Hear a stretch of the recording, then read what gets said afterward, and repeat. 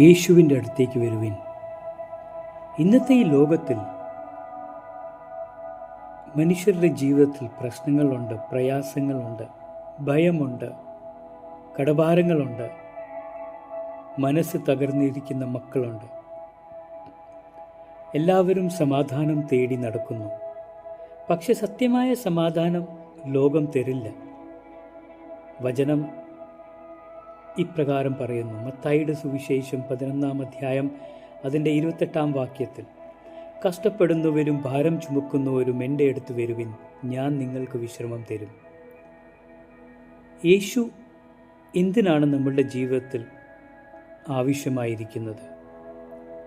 കാരണം പണം മനസ്സിനെ സുഖപ്പെടുത്താൻ പറ്റത്തില്ല,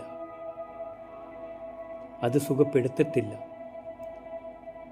ആളുകളോ രക്ഷിക്കാൻ അവർക്ക് കഴിയത്തില്ല.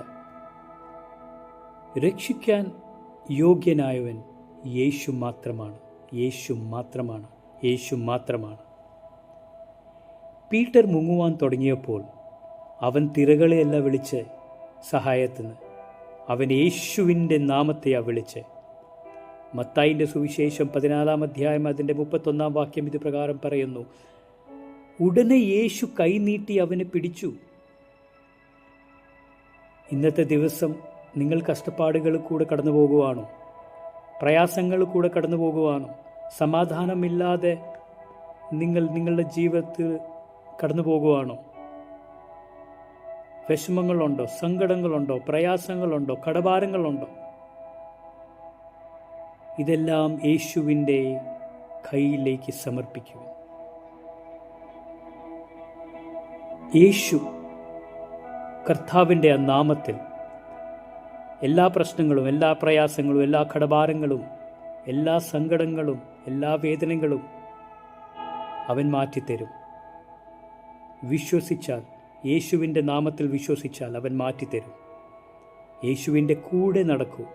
യേശുവിൽ വിശ്വസിച്ച് നടക്കൂ. കാരണം ജീവിതം നല്ലതും സുരക്ഷിതവും യേശുവിൽ മാത്രമാണ്, യേശുവിൽ മാത്രമാണ്.